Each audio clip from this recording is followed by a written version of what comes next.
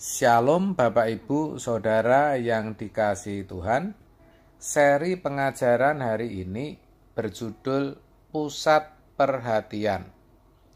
Mendapat perhatian dari orang lain menjadi populer, terkenal, dan diakui oleh orang banyak tentu dapat membuat hati menjadi senang.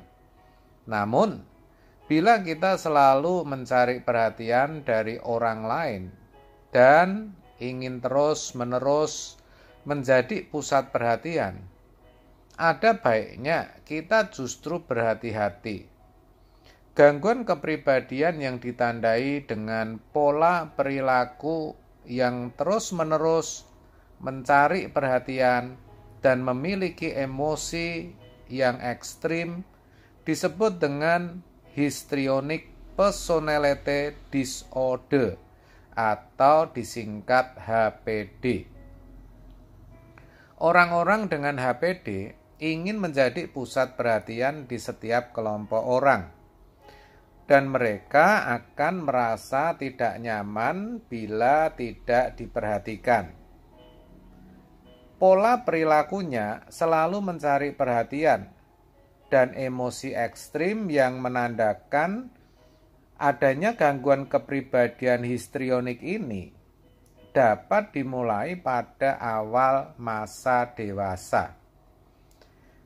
Jadi sebenarnya jika di antara kita ada yang mulai ingin selalu diperhatikan, berarti kita memang sedang memasuki masa dewasa. Namun, jika selalu demikian, sebenarnya hal ini juga merupakan suatu kesalahan. Kita akan selalu fokus kepada diri sendiri. Bukan tidak mungkin akan memaksa orang lain, bahkan memaksa Tuhan, ketika suatu saat kita tidak mendapat pertolongan.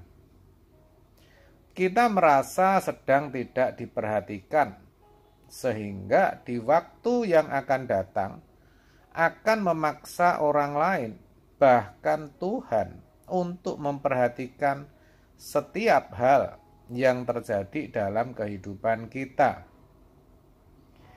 Dalam kisah Ayub, mungkin hal tersebut juga pernah dia alami. Ketika banyak ujian yang dihadapi olehnya, Ayub akhirnya berkata, kiranya aku seperti dalam bulan-bulan yang silam, seperti pada hari-hari ketika Allah melindungi aku. Ayub 29 ayat 2. Ayub merasa Tuhan sudah tidak memperhatikan dirinya ketika semua yang dimilikinya hilang. Bahkan ia harus menderita penyakit yang menjijikkan. Saudara, dari kisah Ayub seharusnya ada pelajaran penting yang dapat dipelajari, bahwa kita tidak dapat memaksa Tuhan mendatangkan pertolongan sesuai kemauan kita. Seharusnya Tuhanlah yang menjadi pusat perhatian, bukan diri kita sendiri. Kita tidak boleh menjadi manja dalam situasi buruk yang sedang terjadi. Bisa jadi situasi buruk tersebut merupakan pertolongan Tuhan agar karakter kita tidak menjadi buruk di kemudian hari. Justru itu merupakan pembelaan dari Tuhan, saudara. Terkait akan hal itu dikatakan dalam Roma 11 ayat 36 seperti ini. Sebab segala sesuatu adalah dari Dia, dan oleh Dia, dan kepada Dia. Bagi Dialah kemuliaan sampai selama-lamanya. Itu berarti Tuhanlah yang harus jadi pusat perhatian dalam kehidupan kita, bukan diri kita. Ini harus kita sadari betul, yang artinya daripada kita terus mencari perhatian, kita ingin diperhatikan, lebih baik kita memperhatikan apa yang menjadi kehendak Tuhan dalam hidup kita. Apa yang menjadi kepentingannya yang harus kita selesaikan. Saudara, banyak pekerjaan Tuhan yang membutuhkan tangan-tangan kita.